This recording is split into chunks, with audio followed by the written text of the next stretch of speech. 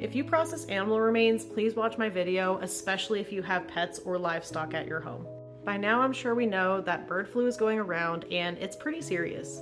Avian influenza isn't really a new disease to us, but we're still learning a lot about it. From what we know so far, it's around 56% lethal in human beings, 67% lethal in our domestic cats, and anywhere from 90 to 100% lethal in chickens and 100% lethal in ferrets. I want to talk about how you can keep yourself and your family safe while working with animal remains. First off, I have said on this channel for years, don't touch any bird remains. For the most part, here in the US, they are illegal to work with, but now they are also a major disease vector. What people might not realize is it's not just birds who can transmit bird flu. The avian influenza has been found in a multitude of species, ranging from field mice to bottlenose dolphins. So if you're in the US and you like to collect some common species like raccoons, possums, skunks, red foxes, coyotes, certain types of squirrels, all of those and more have been found to be infected with H5N1. So even if you're out there avoiding birds, there are still other animals that you could possibly pick up the virus from. If you know that an animal was acting sick in any way, shape, or form before it passed away, don't touch those remains. It's not worth the risk right now. Now, I recommend that you be doing this anyway, but if you're working on any animal remains, wear some disposable glove. Nitrile or latex works great. I would also recommend wearing a high-quality respirator or at the very least an N95 mask. A waterproof apron that you can sanitize after every use might be a good investment right now, and if you are working on any animal remains, removing any extra accessories or unnecessary clothing that you don't have to worry about sanitizing or cleaning is probably a good idea. When you are working on animal remains, try to work on them in an area that no other family members or animals in your home have access to, like if you have a workshop area, if there's somewhere outside away from the family and away from the pets that you can access. If not, make sure that wherever you're working is very controlled and that no animals or other people are coming into that space while you're using it. After you are done working on an animal, make sure that you change out of your clothes, wash your hands or other body parts like your arms with soap and water for at least 15 seconds, and remove your shoes before coming inside. Discard any clothing into either your laundry or if you have an outside area or somewhere separate that you can store it, and keep it away from any pets or other people in your house.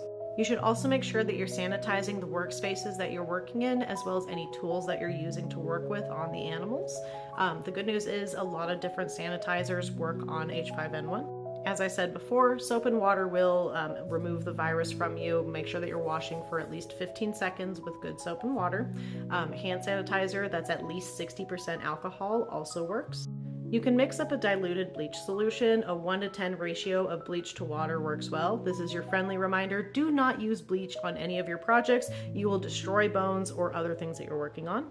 You can use isopropyl alcohol, also known as rubbing alcohol, as long as it's at least a 70% concentration. And finally, hydrogen peroxide will also deactivate or kill the virus. I don't know the exact dilution, so you might want to look into that a bit more. So for example, let's say you're cleaning some bones. It might be worth it to start with a hydrogen peroxide step. This is usually the step that you would do last, but doing it as a way to remove any potential virus from the bones before you get into the rest of the cleaning process. You can always go back and degrease after you bleach. It's just not really recommended. Now, the downside to the avian influenza is it is very cold hardy. It can live indefinitely in a freezer and it will not be killed by freeze drying. At room temperature, how long the virus survives in the environment is really going to depend on what kind of surface it's on. We've seen it survive around 8 days in bird excrement, so just assume that if you're working on a deceased animal, it could be carrying the virus at any time. The virus can be killed or at least inactivated at higher temperatures. I've seen the range of 140 to 165 degrees Fahrenheit.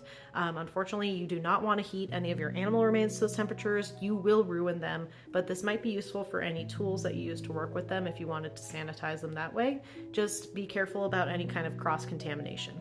So make sure that you're taking preventative measures. If you do a more natural type of cleaning with your animal remains, this might not be the best time for it. For example, if you prefer to sun bleach your bones, I would instead recommend that you bleach with hydrogen peroxide. Overall, just make sure that you are being careful about what is interacting with that deceased animal and what the outbreaks look like in your area. As I said at the start of this video, this is not a new disease, but we are still learning a lot about it, and it is mutating rather quickly like most flus tend to do, so be careful. I don't want to see anyone in our community get sick. If you have any questions about the disease or what kind of extra precautions you should be taking, I recommend reaching out to health experts in your area or the Center of Disease Control.